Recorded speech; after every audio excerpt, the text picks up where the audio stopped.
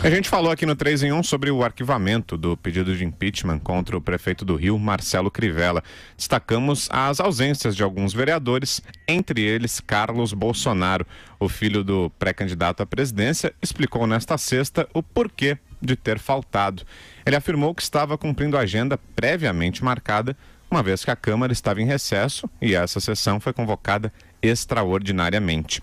Disse ainda que o processo de impeachment foi armado por psolistas e vereadores que perderam cargos na administração municipal. Vamos ouvir um trecho da justificativa do vereador. Solta aí, Reginaldo. Eu explico aos senhores que tratava-se de um momento onde me encontrava em recesso parlamentar.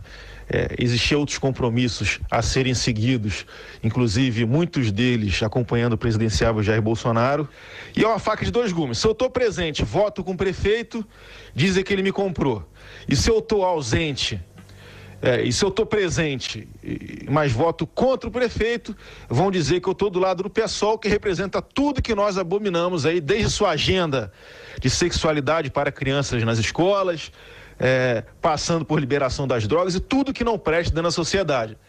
Marcelo Madureira, o que você achou dessa explicação, Madu?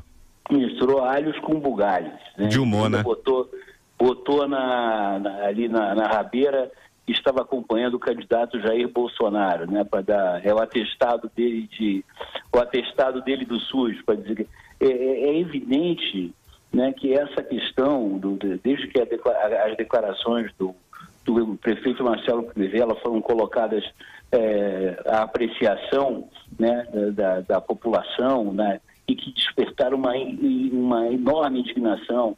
Não foi à toa esse pedido de impeachment. Não me interessa se foi do PSOL, se foi do PP, do DEM, do PMDB.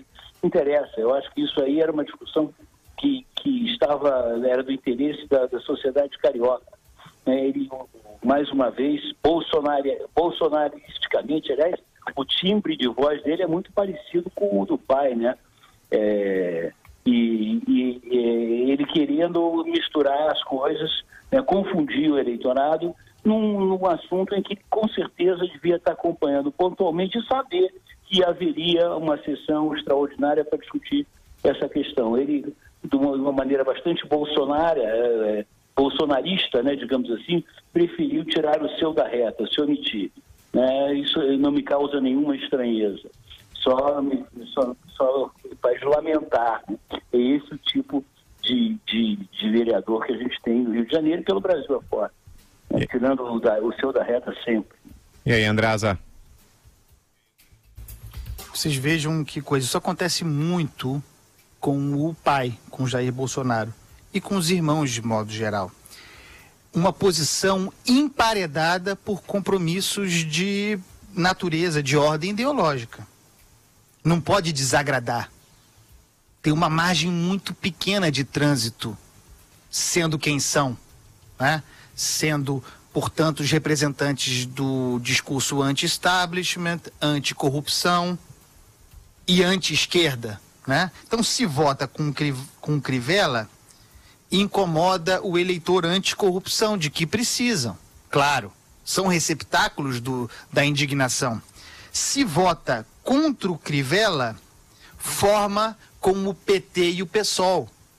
E aí dá combustível para acusações de aliança, ainda que circunstancial, com aqueles com os quais não podem se aliar. E assim vão ficando muito presos ao cenário, ao caráter que criaram para si, que é, a rigor, a sua possibilidade eleitoral. É onde eles prosperam. Mas também por aí mostra que a margem para crescer é pequena. Estão batendo num teto aí. São muitos compromissos para se construir uma figura como a do Jair Bolsonaro. Vera. Para mim, no entanto... Conclua, Amador. Não, só para concluir. Para mim, no entanto, Carlos Bolsonaro não votou ontem por outro motivo. Tudo isso conta. Não queria desagradar o voto do eleitor evangélico, do que precisa mais do que tudo. Agora sim, Vera.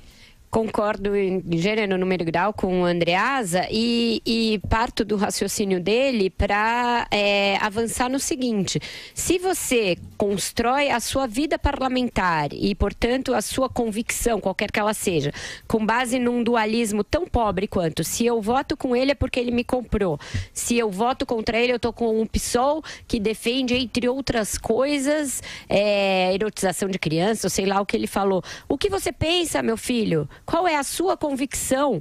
Qual é a sua opinião sobre o governo do prefeito da cidade? Afinal, você é um vereador. Cabe a você fiscalizar o prefeito, cabe a você, entre outras coisas, decidir se o prefeito incorreu ou não em crime de responsabilidade. Nisso ele nem entra, ele não tem uma convicção a esse respeito. Então você veja que é puramente utilitário o raciocínio dele. É um utilitarismo do qual a família toda se vale para ocupar essas posições no parlamento. E aí os simpatizantes do Bolsonaro, neste momento, vão dizer: ah, mas o que o filho tem a ver com o pai? Muito, muito, porque eles agem como um clã. Eles agem como uma família que defende uma causa e que defende agora um projeto político que é o do pai. E nesse projeto estão todos imbuídos, a família inteira. Então isso vale para fazer crescer o bolo do Bolsonaro, porque eles atuam dessa maneira, mas vale também para que você avalie a atuação parlamentar da família pelo que ela é. E o Andreas tem razão, isso se reflete muito no comportamento parlamentar do pai, se reflete também na maneira como ele tem feito o cálculo da sua exposição na campanha presidencial, assuntos sobre os quais ele deve ou não falar, posições que ele deve ou não tomar. Isso diz respeito a como ele vai governar caso eleito.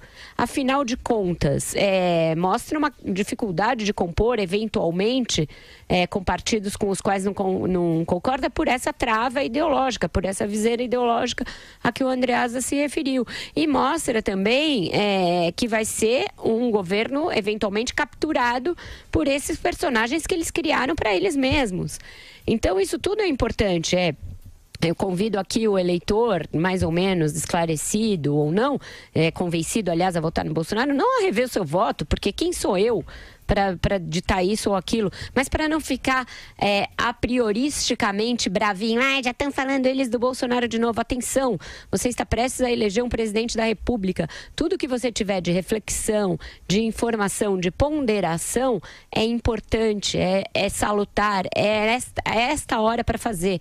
E aqui vai ser um programa em que a gente sempre vai mostrar os prós, os contras, as contradições, os acertos estratégicos, acertos políticos, erros estratégicos, erros políticos, porque isso é pensar fora da caixa, isso é ir além do clichê dualista bobinho. O clichê dualista bobinho é: se eu voto com ele é porque ele me comprou, se eu voto contra ele é porque eu vou votar com o PSOL que defende a erotização de crianças. Pelo amor de Deus, a gente está no Brasil de 2018. É preciso que o raciocínio político vá além desse beabá pobre, redutor.